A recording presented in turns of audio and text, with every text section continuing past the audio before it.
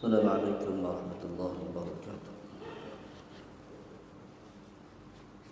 الحمد لله الواحد الأحد الفرد الصمد الذي لم يلد ولم يولد ولم يكن له كفوا أحد. أشهد أن لا إله إلا الله وحده لا شريك له، وأشهد أن سيدنا محمدا عبده ورسوله. اللهم صل وسلم وبارك على سيدنا محمد وعلى آله وصحبه أجمعين. سبحانك لا علم لنا إلا ما علمتنا إنك أنت العليم الحكيم. لا حول ولا قوة إلا بالله العلي العظيم. رب اشرح لي صدري ويسر لي أمري واحلل عقدة من لساني يفقهوا قولي. اللهم انفعنا بما علمتنا وارزقنا فهم النبيين وحفظ المرسلين وإلهام الملائكة المقربين برحمتك يا أرحم الراحمين. Alhamdulillah, syukur pada Allah Subhanahu wa taala. Pada malam yang mulia ini sama-sama dapat meneruskan pengajian kita beriman kepada Allah Subhanahu wa taala. InsyaAllah malam ini kita bicara mengenai dengan perkara yang ketujuh, muka surat 149.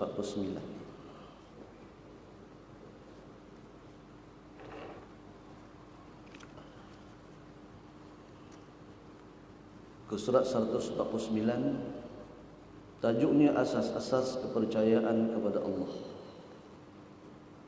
Qala al-musannif hafizahullah ta'ala wa nafa'ana bi'ulumihi fid darain.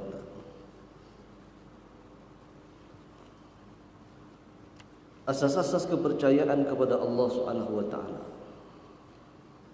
Kepercayaan kepada Allah Subhanahu wa taala hendaklah daripada asas-asas yang menurut apa yang dinyatakan oleh Islam. Asas ni ialah perkara yang disepakati oleh semua mazhab dalam akidah.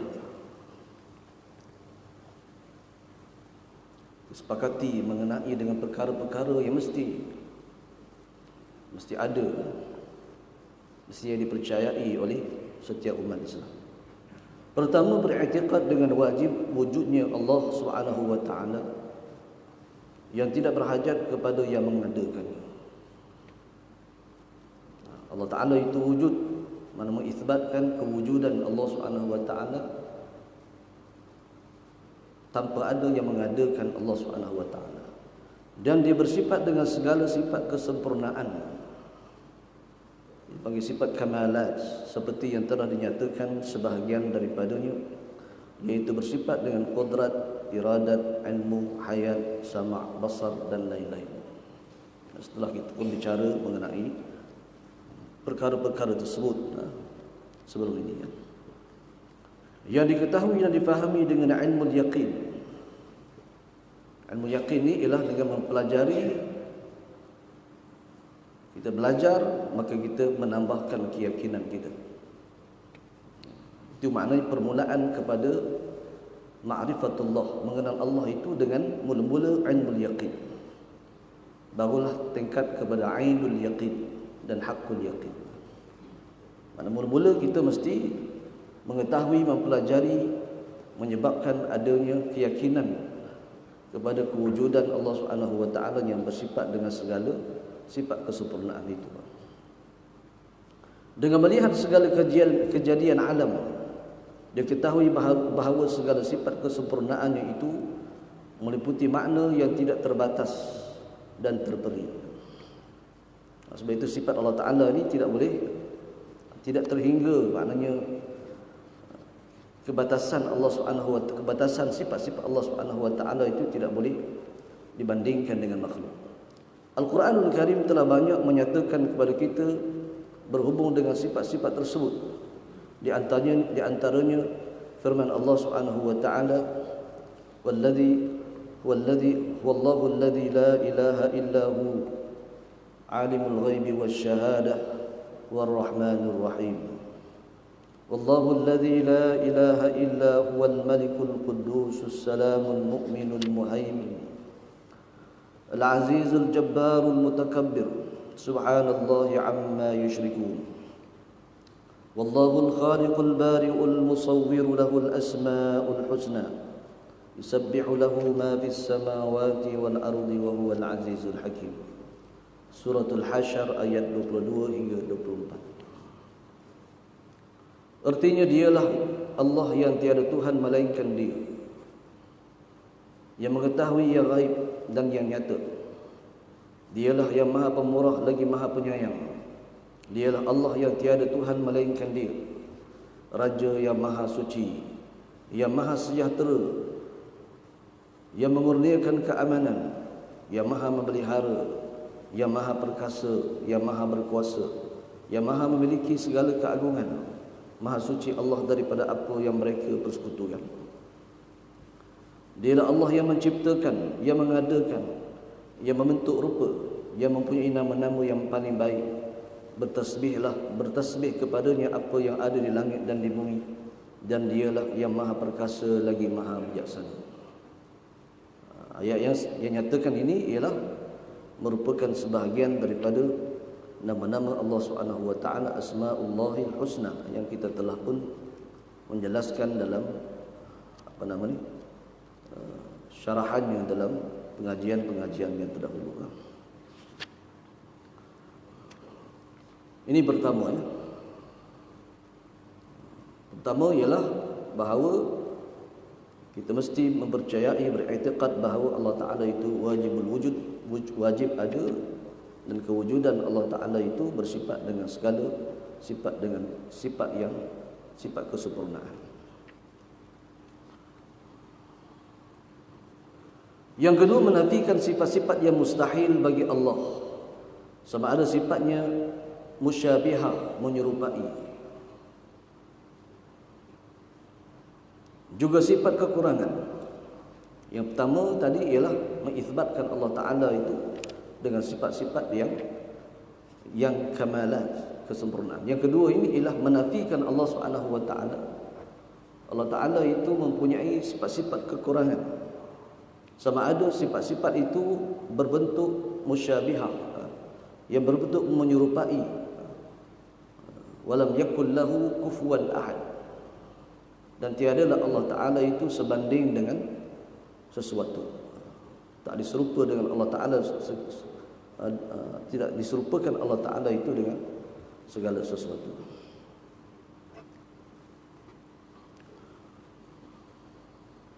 Juga sifat kekurangan. Sifat kekurangan bagi Allah. Tak boleh isbatkan Allah Ta'ala itu mempunyai sifat kekurangan. Kalaulah ada dalil yang menunjukkan Allah Ta'ala itu bersifat dengan kekurangan, maka itu bukan maksud dia. Contohnya ialah Allah Ta'ala menyebutkan nasullaha fanasiyahum. Mereka melupai Allah, lalu Allah Ta'ala melupai mereka itu. Maknanya kalau Allah Ta'ala melupai mereka itu, Allah ni pelupa lah. Allah pelupa ke?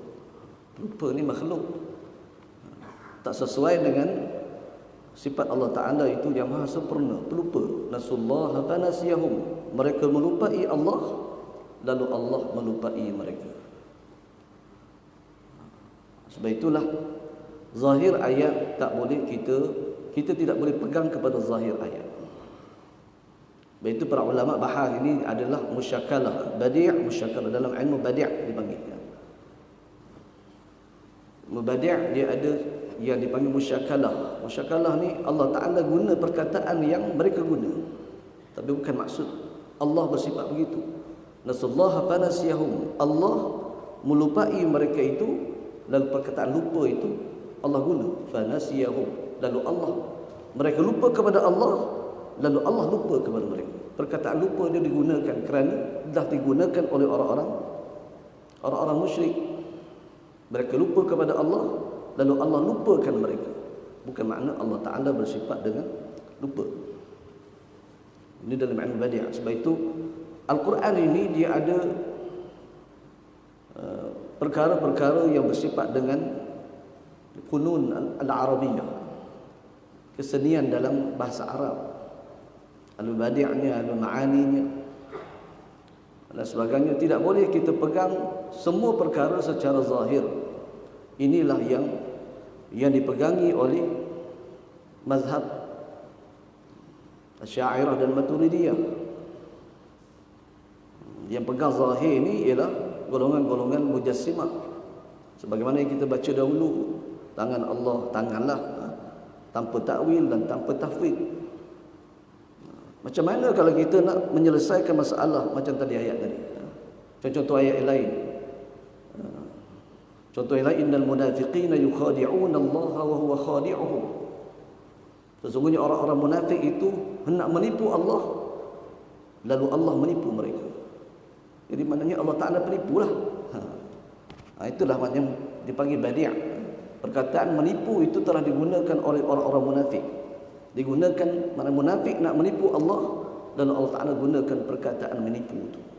Itu kan makna Allah Ta'ala menipu. Kerana menipu itu adalah satu sifat kekurangan. Sebagaimana disebut dalam hadis Nabi sallallahu alaihi wasallam, innallaha ta'ala farada fara'id fala tudayyi'uha wa hadda hududan fala ta'taduha wa harrama asya'a fala tantahikuha wa sakata an asya'a rahmatan lakum ghaira nisyanin fala tabhathu anha. Maksudnya ialah Allah Ta'ala itu sesungguhnya Allah Subhanahu wa Ta'ala telah memfardukan akan beberapa kefarduan. Fala tudayyi'uha, maka jangan kamu sia-siakan. Apa yang Allah Ta'ala fardukan itu jangan kita main-main, persia-siakan. Wa hadda hududan fala ta'taduha, dan Allah Ta'ala telah menentukan had-had, batasan-batasan hukum, maka janganlah kamu melampauinya. Jangan kita melampau dengan hukum-hukum Allah Subhanahu wa Ta'ala. Wa harrama asya'a fala tantahikuha, dan dia telah mengharamkan akan sesuatu, maka janganlah kamu melanggarinya. Wa sakata an asya'a rahmatan lakum, dan dia juga Allah Ta'ala telah mendiamkan, sakata an asya', mendiamkan akan beberapa perkara. Mana diam tu dalam Quran tak disebut, Allah Ta'ala tak sebut. Perkara-perkara yang Allah diamkan itu menunjukkan perkara itu halal. Contohnya ialah makan beras, makan nasi. Beras tu halal tak? Beras halal tak? Halal kan? Mana tahu halal? Mana dalil dia? Mana dalil beras halal? Mana perkara yang Allah diam, tak sebut, tak sebut mengenai haramnya sesuatu, menunjukkan perkara itu halal. Wasakata an asya'a, dan Allah mendiamkan, diam tak sebut. Allah Ta'ala tak sebut mengenai beras, mengenai makan belacan ke, makan durian, tak sebut. Mana mendiamkan diri itu adalah sesuatu yang rahmatan lakum, merupakan rahmat bagi kamu. Wasakata an asya' rahmatan lakum, Allah mendiamkan itu merupakan rahmat bagi kamu, kerana Allah Ta'ala tidak mengharamkan. Ghaira nisyanin, bukan Allah Ta'ala lupa. Perkataan lupa tu, mana Allah Ta'ala bukan lupa nak sebut, tetapi sengaja Allah Ta'ala mendiamkan itu, bukan bermakna lupa. Menunjukkan ayat hadis itu menunjukkan bahawa Allah Ta'ala tidak ada sifat lupa. Adapun yang disebut nasullaha fanasiyahum, mereka melupai Allah lalu Allah melupai mereka, itu bukan makna lupa Allah, tetapi adalah dipanggil musyakalah dalam ilmu badi'. Dipinjamkan perkataan lupa itu kerana mereka telah menggunakan, mereka telah melupai Allah, lalu perkataan lupa itu digunakan oleh Allah, bukanlah bermaksud Allah Ta'ala melupai ataupun bersifat dengan lupa.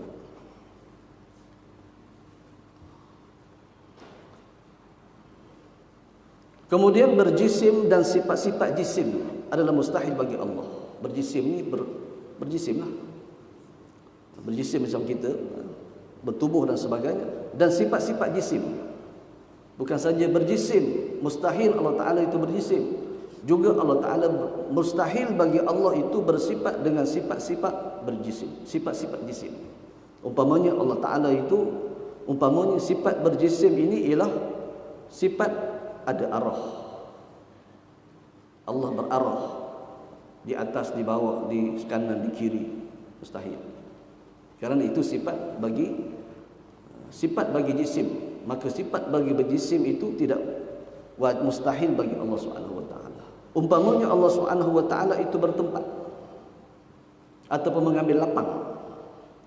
Semua yang berjisim mengambil lapang. Macam buku ni, dia ambil lapang ni, bahagian ni. Bahagian ni dia punya tempat mengambil lapang, bertempat atau mengambil lapang. Maka itu juga adalah mustahil kerana mengambil tempat, mengambil lapang adalah merupakan sifat berjisim. Sifat berjisim, mustahil. Adapun Allah Ta'ala itu bersifat berpindah-pindah. Berpindah. Itu juga mustahil. Berpindah, kerana berpindah itu sifat berjisim. Benda ni dia sama ada dia bergerak atau diam. Sama ada bergerak, dia tak bergerak, dia diam. Itu je. Sama ada benda itu tak berjalan, diam situ, ataupun dia bergerak. Maka bergerak dan diam itu ada mustahil bagi Allah Subhanahu wa taala kerana itu sifat jisim. Itu menafikan Allah Taala itu dengan semua perkara yang sama ada Allah Taala itu berjisim atau mempunyai sifat-sifat berjisim itu. Itu mustahil bagi Allah Subhanahu wa taala. Itu ayat-ayat yang berkaitan dengan Allah turun dari langit. Turun dari langit. Itu adalah kita nak takwil kepada, kerana mustahil bagi Allah Ta'ala itu turun. Sebab itu ditakwilkan rahmat Allah Ta'ala turun. Turun 1/3 malam. Bukan makna Allah turun. Tak ada kerja lah Tuhan turun naik. Kalau ikut mereka, orang yang Mujassimah ni, Tuhan tu turun setiap malam. Maka menafikan itu adalah menafikan sifat-sifat yang mustahil bagi Allah Subhanahu wa taala. Kerana itu adalah makhluk, bukan khalik, bukannya khalik. Itu adalah sifat makhluk, bukan sifat khalik yang menciptakan. Berbilang-bilang adalah mustahil bagi Allah. Berbilang-bilang ni maknanya ada 2, ada 3 dan sebagainya. Qul huwallahu ahad. Katakanlah Allah itu esa, tak berbilang. Begitu juga mustahil dia disifatkan sebagai bapa atau anak. Kerana itu semua menjadikan Tuhan itu menerima belah bagi. Allah Ta'ala itu menerima belah. Kalau ikut dalam bahasa akidah atau bahasa ilmu tauhid, kita mengatakan kan muttasil pada zat, kan munfasil pada zat, sifat pada zat, kan munfasil pada zat, kan munfasil, kan muttasil pada zat. Begitu kan munfasil pada sifat dan kan muttasil pada sifat. Tak cara lah tu, sebab ni tak payah sebutlah perkara itu, rumit untuk difahami. Menafikan perkara-perkara yang berhubung dengan Allah Ta'ala itu mempunyai kam muttasil. Allah Ta'ala itu mempunyai juzuk-juzuk, menafikan. Ataupun kam munfasil pada zat, mana Allah Ta'ala itu ada anak, ada isteri dan sebagainya. Maka itu semua menafikan. Ini dalam sifat perbicaraan, dalam sifat wahdaniyah. Sebab itu kitab ni dia tak bicara banyak mengenai dengan perkara-perkara yang bersifat mantiqi, ya. Kerana memadai bagi orang awam, dia memahami akidah ini secara ijmal, yakin secara ataupun mempelajari, mengetahui secara ijmal saja, secara burung, secara umum. Tak perlu kita detailkan sangat.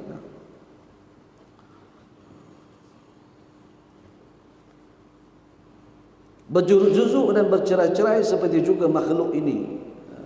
Kita ni ada juzuk, ada bahagian-bahagian yang ada daging, ada darah dan sebagainya.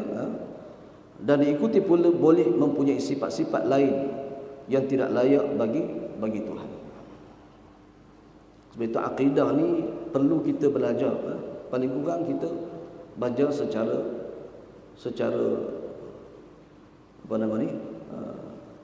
secara ijmal untuk menghilangkan fardu ain, supaya hilang syak kita terhadap Allah Subhanahu wa taala. Itu sebab malangnya zaman ni fitnah banyak. Fitnah terlalu banyak. Sehingga ada statement dalam YouTube dan sebagainya, ada ustaz-ustaz bawa, dia kata apa nama ni, Asy'ariyah ni ialah Jahmiyah. Ada kata begitu. Ada kata Asy'ariyah ni dia adalah kufur akbar. Kufur akbar itu lagi bahaya. Ada seorang ustaz bawa kenyataan di situ. Tak tahu dia belajar mana. Dia kata Asy'ariyah ni, kita pegang ni akidah Asy'ariyah ni ialah kufur akbar. Siapa yang pegang Asy'ariyah dia kafir akbar. Kafir akbar ni macam orang menyembah berhala lah tuan-tuan. Tak ada yang lebih dahsyat. Kalau kufur biasa kecil tak apa, kufur akbar lagi. Kalau kufur biasa pun tak boleh. Kerana Asy'ariyah ini ialah golongan yang disebut sebagai Sawadul A'zam, bilangan yang paling ramai dalam dunia Islam. Kalau dikufurkan semua, bermakna dikufurkan 3/4 orang Islam, termasuk imam-imam yang mu'tabar. Dikafirkan Imam Nawawi Asy'ariyah. Kalau macam itulah dia kata kufur akbar. Habis semua kufur. Masuk kita sekali dia semua Islam. Termasuklah Ibn Hajar Al-Asqalani, Ibn Hajar Al-Haytami, termasuk Imam Suyuti, termasuk Imam Ghazali, Imam Sanusi, macam-macam. Bahaya. Termasuklah wali-wali, para awliya yang dikenal sebagai awliya, yang mereka itu Asy'ariyah atau Maturidiyah. Kita pegangan yang banyak dalam dunia Islam ini, majoritinya pegangan Asy'ariyah Maturidiyah ni lah. Pegangan kita. Yang lain tu dipanggil Wahabinya, dipanggil Syiahnya, Rafidahnya. Kelompok tu kecil tak banyak. Walaupun negara Islam memang ada golongan-golongan begitu Mu'tazilah, tapi dia sedikit. Yang ramai itu ialah golongan yang disebut sebagai Ahli Sunnah Asy'ariyah Maturidiyah. Itu yang ramai. Kalau ditolak, dia mengatakan bahawa Asy'ariyah ni kafir, mana mengkafirkan sebahagian besar umat Islam. Sangat bahaya tuan-tuan. Itu statement yang pertama. Statement yang kedua, ada orang kata tasawuf itu ialah kotor, macam air acak. Dahsyat tuan-tuan. Zaman ni fitnah. Pegangan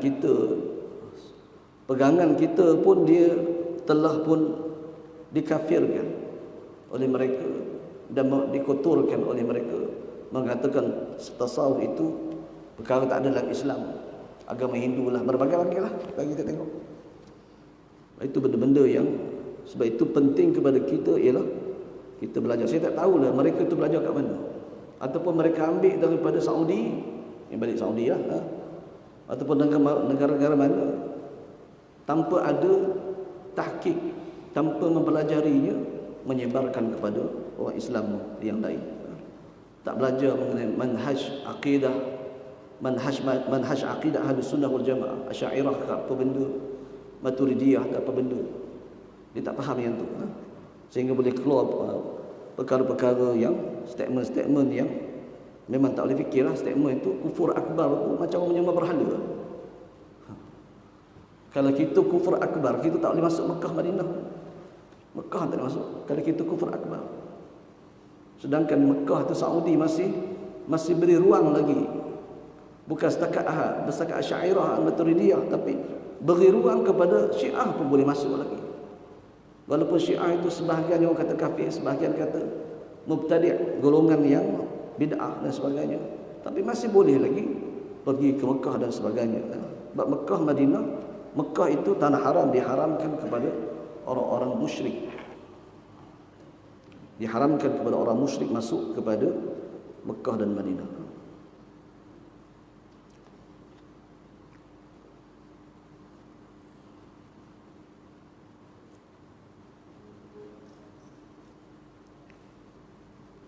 Al-Quranul Karim menjadi hujjah yang kuat bagi menolak itu semua. Firman Allah Subhanahu wa taala, "Fatirus samawati wal ard, ja'ala lakum min anfusikum azwajan wa ja'ala lakum wa min al-an'ami azwajan yadra'ukum fihi laysa kamithlihi syai'un wa huwas sami'ul basir. Surah Asy-Syura ayat 11. Artinya dia pencipta langit dan bumi. Fatirus samawati wal ard, pencipta langit dan bumi. Dia menjadikan bagi kamu dari jenis kamu sendiri pasangan-pasangan, dan daripada jenis binatang ternak pasangan-pasangan pula. Allah jadikan manusia ada pasangan, binatang pun ada pasangan, jantan betina. Dijadikan kamu berkembang biak dengan jalan itu. Tidak ada sesuatu pun yang serupa dengan dia, dan dialah yang maha mendengar lagi maha melihat. Ayat ini dia nak cerita mengenai bawah tu je. Laisa kamitslihi syai'un wa huwas samiul basir. Allah Ta'ala itu tidak sama dengan sesuatu. Tidak ada sesuatu pun yang serupa dengan dia, dengan Allah Ta'ala. Wa huwas samiul basir, dan sedangkan Allah Ta'ala itu yang maha mendengar lagi maha melihat. Tidak serupa dengan makhluk, sebagaimana makhluk ada pasangan-pasangan. Allah Ta'ala tidak ada pasangan-pasangan, tidak ada yang serupa bagi Allah Subhanahu wa Ta'ala. Ayat tu ialah dalil kepada mukhalafatuhu ta'ala lil hawadith, menyalahi Allah Ta'ala itu daripada segala sesuatu yang baharu. Firman Allah Subhanahu wa Ta'ala, amittakhadhu alihatan minal ardi hum yunshirun law kana fihima alihatan illa Allah lafasadata wa subhanallahi rabbul arsy amma yasifun. Suratul Anbiya ayat 21 hingga 22. Artinya, apakah mereka mengambil tuhan-tuhan dari bumi yang dapat menghidupkan orang-orang yang mati? Sekiranya ada di langit dan di bumi tuhan-tuhan selain Allah, nescaya tentulah kedua-duanya itu telah rasak dan binasa. Maka maha suci Allah yang mempunyai arasy daripada apa yang mereka sifatkan. Allah Ta'ala menyebutkan amittakhadhu alihatan minal ard. Apakah mereka menjadikan Tuhan daripada bumi? Orang-orang musyrik menjadikan Tuhan tu ada Tuhan langit, ada Tuhan bumi. Tuhan bumi itu Tuhan yang mereka buat sendiri daripada batu, daripada kayu dan sebagainya yang mereka sembah.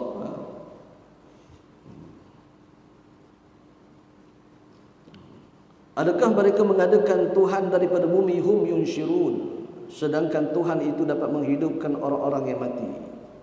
Kalau betul dia Tuhan, cubalah hidupkan orang mati. Patung yang kamu sembah, patung yang kamu buat dengan tangan kamu daripada bumi itu, daripada unsur-unsur bumi, daripada batu, daripada kayu dan sebagainya, cubalah jadikan dia yang boleh menghidupkan. Law kana fihi ma alihatun illallah lafasadata. Sekiranya di bawah langit ada Tuhan dan di bumi ada Tuhan selain daripada Allah, lafasadata, nescaya akan rosak binasalah bumi itu. Ini dalil akli, dalil akal, dalil logik yang disebut dalam Quran. Allah Ta'ala kata sebut, kalau sekiranya Tuhan tu ada di langit seorang Tuhan, di bumi pun ada seorang Tuhan, lafasadata, nescaya akan rosaklah langit dan bumi itu. Macam mana Tuhan langit kata lain, Tuhan bumi kata lain. Tuhan langit kata aku nak turun hujan, Tuhan bumi kata tak payah, aku tak payah hujan lagi. Dia tak seragam. Jadi begitulah. Segi logiknya tak masuk akal lah kalau ada Tuhan tu yang mengurus itu dua. Mengurus itu ada Tuhan dua, Tuhan langit dan Tuhan bumi. Ini maknanya Allah menyebut ni secara berfikir, supaya orang-orang musyrik berfikir kalau Tuhan tu ada dua, nescaya akan rosak binasalah bumi dan langit. Tak akan seragam, tak akan berjalan sebagaimana yang kita lihat. Berjalan dengan elok sempurna, dia tak akan jalan begitu. Kerana ada percanggahan, mesti ada percanggahan antara Tuhan langit dan Tuhan bumi. Allah tu susah kata Tuhan langit bumi lah, kalau dalam satu tempat kerja ada dua bos pun dia masalah juga. Satu pejabat ada dua bos, tak boleh. Mana ada dua kuasa. Kuasa yang berkuasa itu mesti ini satu je. Dia buat putusan dan sebagainya, mesti seorang je. Ini maknanya logiknya Allah suruh berfikir. Sebab itu akal ini diperintahkan kita memikir, berfikir. Bukanlah makna tak guna akal dalam mengisbatkan Allah Subhanahu Wa Taala macam orang-orang yang kata tak boleh guna akal. Tetapi tidaklah akal itu terlalu berlebihan digunakan sebagaimana orang-orang Mu'tazilah diguna akal lebih pula sehingga menafikan apa nama ni sebahagian daripada hadis dan ayat Quran. Contohnya ialah Mu'tazilah menolak boleh dilihat Allah Taala di langit, di syurga, di akhirat. Allah Taala dia kata tak boleh lihat di akhirat, lalu menafikan ayat-ayat mensabitkan dengan Allah melihat di akhirat. Kerana bagi dia ialah mustahil Allah Taala itu boleh dilihat. Kerana dia adalah khalik, bukan makhluk. Tapi kita kata boleh lihat, Allah Taala boleh lihat, tapi lihat cara dia lah. Allah Ta'ala tu lihat, boleh lihat. Itu saja kita fikir. Kita fikirlah macam mana kita nak lihat Allah Ta'ala di akhirat. Itu bukan kerja kita. Kerana mengisbatkan apa yang disebut oleh Allah Ta'ala dalam Al-Quran Al-Karim. Cukup.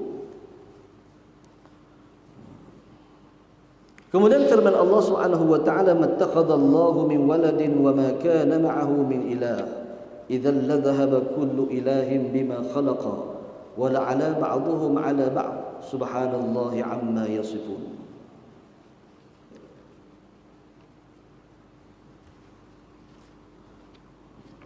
Suratul Mu'minun ayat 91. Artinya Allah sekali-kali tidak mempunyai anak. Dan sekali-kali tidak ada Tuhan yang lain besertanya. Kalau ada Tuhan besertanya, masing-masing Tuhan itu akan membawa makhluk yang diciptanya. Dan sebahagian dari Tuhan itu akan mengalahkan sebahagian daripada yang lain. Maha suci Allah daripada apa yang mereka sifatkan. Ini juga ayat yang mengenai dengan dalil akal, dalil logik yang digunakan. Allah mengajar manusia berfikir. Dalil logik, dalil akal, dalil akli yang disebut dalam Quran. Quran ni dalil Quran disebut dalil akli, dalil nakli. Tetapi Allah juga menggunakan dalil akal supaya manusia berfikir. Dikata mattakhadallahu min waladin, tiadalah Allah Taala itu menjadikan anak atau bunyi anak. Wa ma kana ma'ahu min ilahin, dan tiadalah bersama Allah itu ada Tuhan yang lain. Idzal dhahaba kullu ilahin bima khalaqa. Kalau sekiranya ada Tuhan itu selain dari Allah Taala itu mempunyai Tuhan bersamanya, la dhahaba kullu ilahin bima khalaq. Nescaya masing-masing Tuhan itu akan membawa makhluk yang diciptakannya.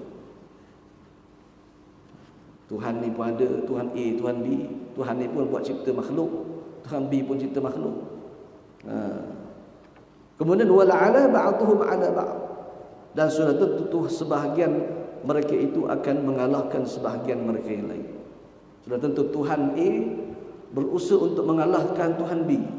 Tuhan B pula berusaha untuk mengalahkan Tuhan A. Kerana ada dua Tuhan. Wala'ala ba'duhum 'ala ba'd. Sebab itu mustahil Allah Ta'ala ada dua. Tuhan itu ada dua, kerana kalau Tuhan dua dia akan mengalahkan antara satu sama lain. Kerana nak tunjuk dia power, dia kuat, dia berkuasa. Sudah tentu Tuhan ni kata aku kuasa daripada kamu, maka aku pun nak mengalahkan Tuhan yang lain. Itu segi logik berfikir. Akal itu Allah Ta'ala suruh berfikir kalau ada Tuhan, begitulah.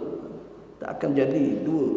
Allah mencipta langit, Tuhan ada langit seorang dan di bumi seorang ataupun sebagainya. Mustahil lah bagi Allah Ta'ala itu dua, mempunyai berbilang-bilang. Kalaupun Tuhan, kalau sekiranya kalau orang bagi logik pula, kalau begitu, kalau Tuhan tu sama-sama pakat, macam mana pula? Tuhan A ada Tuhan B pakat-pakat sama-sama harmoni kan, tak ada bergaduh-bergaduh, bermakna mustahil pula. Kerana tekanlah kalau Allah Ta'ala begitu, nescaya dia lemahlah. Dah Tuhan berpakat, lemahlah dia. Jadi benda-benda itu tidak logik. Jadi akalnya tidak boleh menerima bahawa Allah Ta'ala itu mempunyai dua. Allah Ta'ala itu ialah esa sahaja, mustahil, kerana akan rosaklah, akan mengalahkan sebahagian Tuhan akan sebahagian yang lain. Subhanallahi amma yasifun. Maha suci Allah Ta'ala daripada apa yang mereka sifatkan.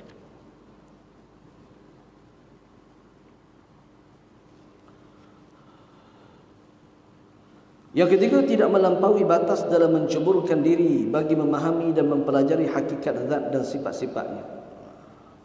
Mestilah memahami tidak samanya di antara zat dan sifat-sifat Allah dengan zat dan sifat makhluknya. Jangan melampaui. Maknanya ialah dalam mempelajari akidah ini, jangan terlalu memikirkan perkara yang tak sampai. Menceburkan diri dalam memahami perkara-perkara berkaitan dengan ketuhanan. Yang penting kepada kita mengetahui bahawa antara kita dengan Allah itu berbeza, segi sifatnya, segi zat dan sebagainya. Fikir sampai jadi gila boleh, merosakkan diri sendiri. Tak, sebab kita tak sampai, akal kita tak boleh fikir semua. Perkara akidah ni ada perkara yang kita boleh fikir, perkara yang tak boleh fikir. Ada perkara yang tak sampai fikiran kita, tak sampai. Akal ni Allah Ta'ala bagi ada batas. Ini menolak golongan falasifah. Golongan falasifah gunakan akal semata-mata. Itu tak boleh lah. Sebab itu Imam Ghazali dia ada dalam kitab Tahafud al-Falasifah. Makna kecelaruan falsafah, golongan ahli falsafah.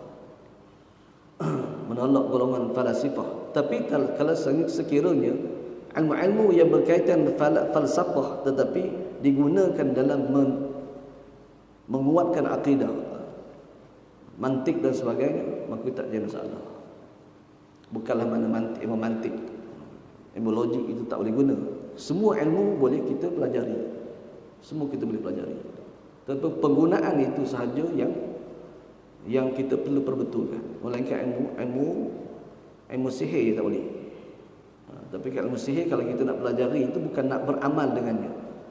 Kita belajar ilmu sihir nak tahu macam mana dia ni, contoh orang santau ke, macam mana orang buat santau ke, itu boleh belajar, tapi kita bukan beramal dengan ilmu itu.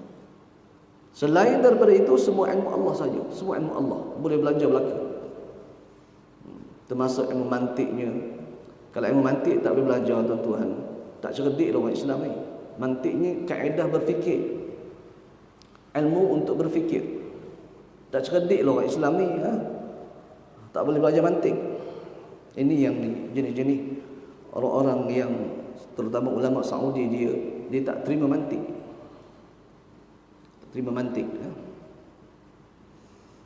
Sedangkan ilmu mantik itu sebahagian daripada Islam. Tujuannya adalah tujuan yang baik, supaya melahirkan golongan yang berfikir, ahli-ahli yang berfikir. Sebab Islam ni memerlukan menghargai akal pemikiran, meninggikan nilai akal. Bukan disuruh kita tak fikir, kita suruh fikir. Itu yang orang tolak sifat 20, dia kata sifat 20 yang susah lah. Nak belajar pun susah lah, nak faham susah. Memang susah. Sebab guna akal.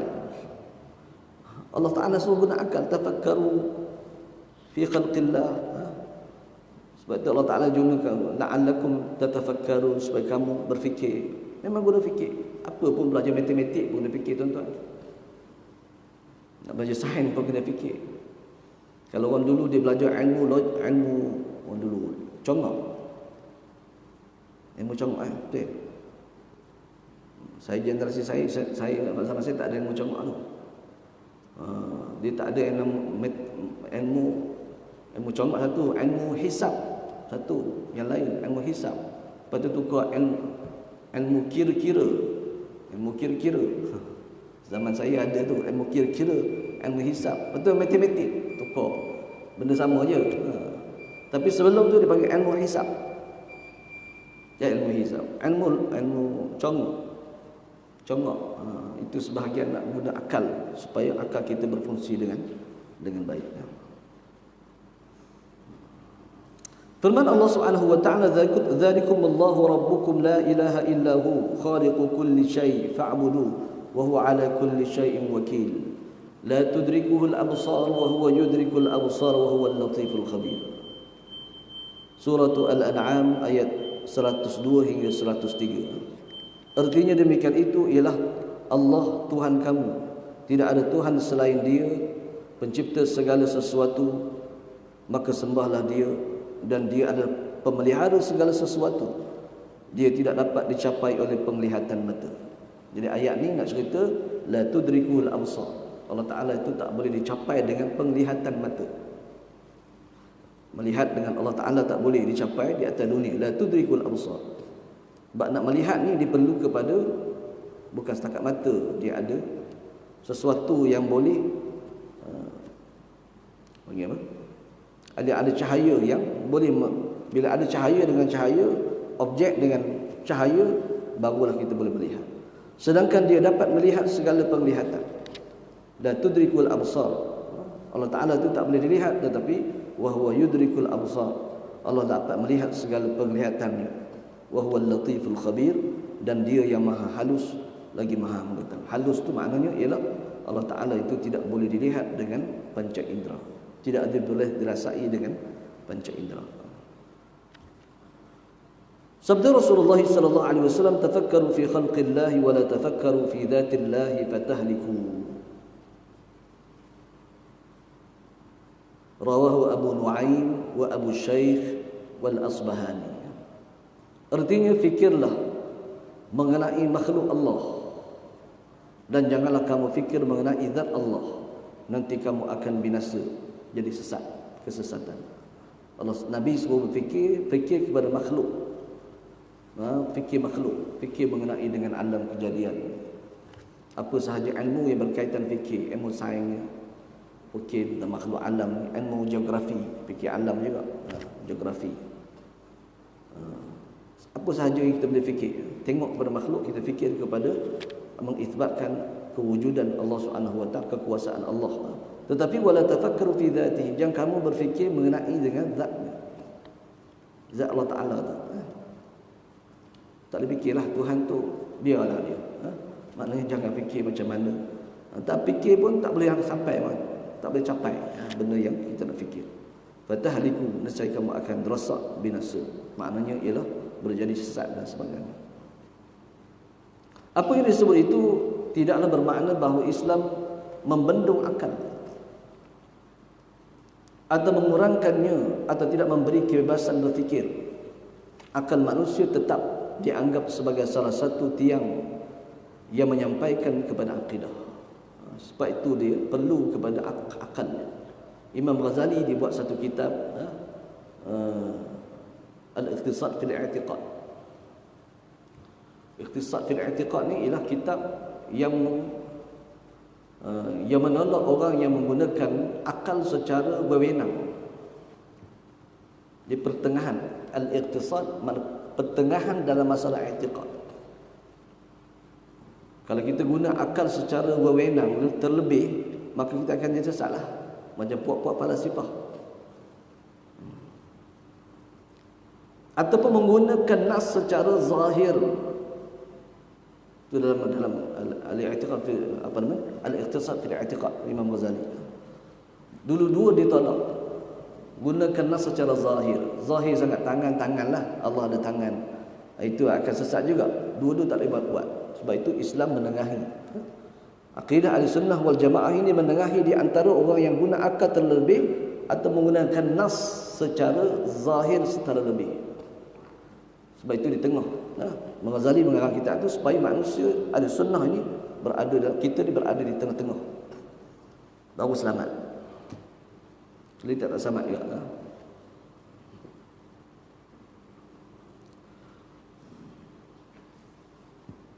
Dia akal guna-guna, tapi jangan lebih. Akal untuk isbatkan Allah, macam tadi Allah Ta'ala sebut dalam Quran tadi. Sekiranya ada Tuhan di langit, ada di bumi, la fasadata, saya akan rosak binasa kedua-duanya. Itu guna akal. Allah suruh fikir. Tapi jangan lebih. Maknanya kadang-kadang dia, kalau dulu ni golongan dia Ahli Sunnah wal Jamaah ni Asy'ariyah Maturidiyah, kenapa dia guna akal? Kerana dia nak memerangi golongan yang guna akal.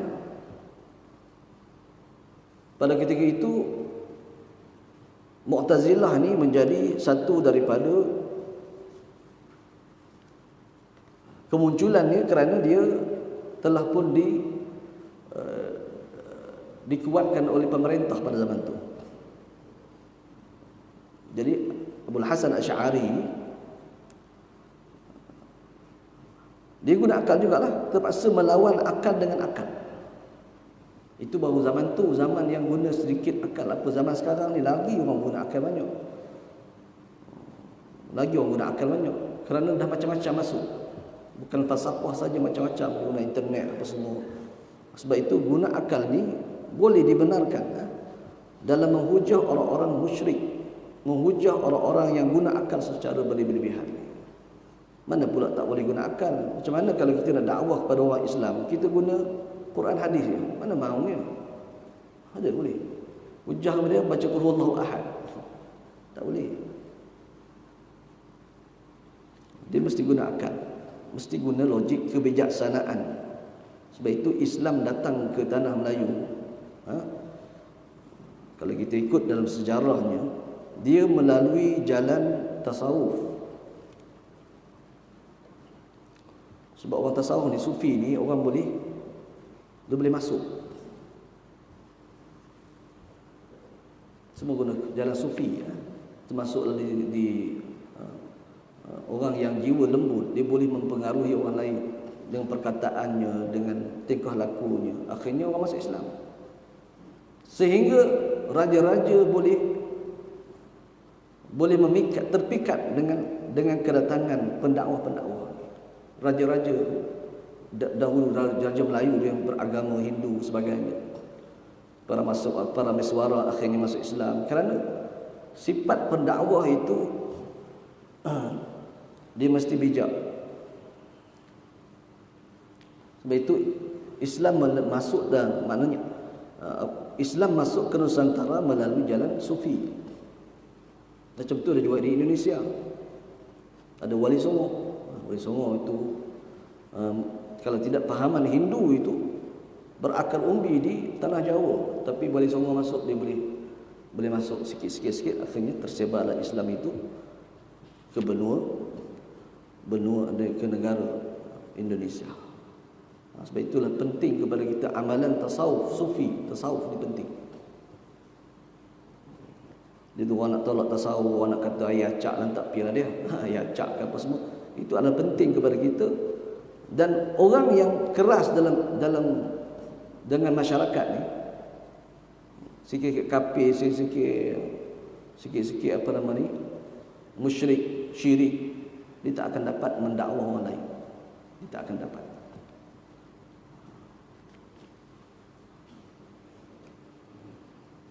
Tetapi hendaklah dipaham bahawa Islam tidak membebankan akal apa yang tidak mampu dicapainya.